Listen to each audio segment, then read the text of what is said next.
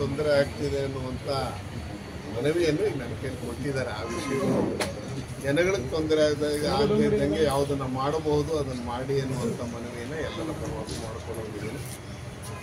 ಜೊತೆಗೆ ಏನು ಭಾಳ ದಿವಸದಿಂದ ಕೇಳಿ ಬರ್ತಾ ಇದೆ ಹಗರಣದ ವಿಷಯದಲ್ಲಿ ಈಗ ಒಂದು ಮನವಿ ಮಾಡ್ತೀನಿ ಎಲ್ಲ ಸದಸ್ಯರಿಗೆ 50-50 ಅನುಪಾತದ ಎಲ್ಲ ಸೈಟ್ಗಳನ್ನ ನಮ್ಮ ಹಂತದಲ್ಲೇ ರದ್ದು ಮಾಡಿ ಸರ್ಕಾರಕ್ಕೆ ಒಂದು ಏನು ನಮ್ಮದು ಸರ್ವ ಸದಸ್ಯರ ಒಮ್ಮತದ ಅಭಿಪ್ರಾಯವನ್ನು ಏನಾದ್ರು ಮಾಡೋಕ್ಕಾಗತ್ತಾ ಅನ್ನುವಂಥದ್ದನ್ನು ನಗರಾಭಿವೃದ್ಧಿ ಈ ಸಭೆಯಲ್ಲಿ ಮಂಡಿಸುವಂಥ ಕೆಲಸವನ್ನು ಮಾಡಿದೆ.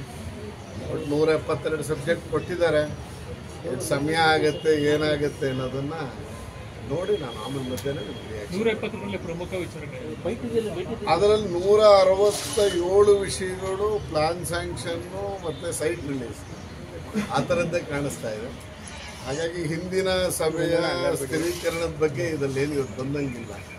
ಹಾಗಾಗಿ ಹಳೆ ಮೀಟಿಂಗಲ್ಲಿ ಏನಾಗಿತ್ತು, ಯಾವುದು ನಾವು ಚಾಮುಂಡೇಶ್ವರಿ ಸರ್ವೋದಯದ ವಿಷಯವೂ ಅವತ್ತಿನ ಚರ್ಚೆ ಆಗಿತ್ತು, ಅದೆಲ್ಲೂ ಈಗ ಏನಾಗುತ್ತೆ ಅಂತ ನೋಡಿ ನಾವು ಮತ್ತೆ ಹಳೆ ಕೊಟ್ಟವೇ ಸೆಟ್ರೇಟ್ ಆಗ್ತಾ ಇಲ್ಲ. ಇನ್ನು ಹೊಸ ಪ್ಲಾನ್ ಅಪ್ರೂವಲ್ ಕೊಟ್ಟರೆ ಮತ್ತೆ ಸಮಸ್ಯೆಗಳಲ್ಲ.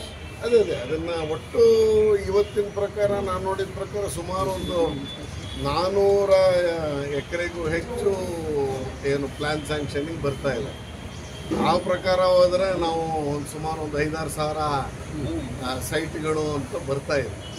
ಆ ಥರ ಬಂದರೆ ಅದಕ್ಕೆ ಕರೆಂಟಲ್ಲಿ ಕೊಡ್ತಾರೆ, ನೀರಿಂದೇನು, ಒಳಚರಂಡಿದೇನು ಎಲ್ಲ ಡೀಟೇಲ್ ಮಾಡಿದ್ದಾರೆ ಏನು ಅಂತ ನೋಡ್ಬಿಟ್ಟು ನಮ್ಮ ಮಧ್ಯಾಹ್ನ ನಿಮ್ಮ ಹತ್ರ ಮಾತಾಡ್ತೀನಿ. ಟ್ರಾನ್ಸಾಕ್ಷನ್ ವಿಚಾರದಲ್ಲಿ 50 ಅನುಪಾತ ಬರೋದಂಥ ಸಾಧ್ಯತೆಗಳಿರ್ತದೆ. ಅದನ್ನು ಯಾವ ರೀತಿ ಅದೇ ಯಾರಿಗೆ ಅರ್ಹರಿಗೆ ಆಗುತ್ತೆ ಅವರು ಕೊಡಿ, ಅರ್ಹರು ಅಲ್ಲದೆ ಅಂದ್ರೆ ಮುಟ್ಗಳು ಹಾಕ್ಕೊಳ್ಳಿ ಅಂತ ಫಸ್ಟ್ ರದ್ದತಿ ಆಗ್ಬಿಟ್ರೆ ಆಮೇಲೆ ಮಿಕ್ಕಿದೆಲ್ಲ ಸರಿ ಹೋಗುತ್ತೆ.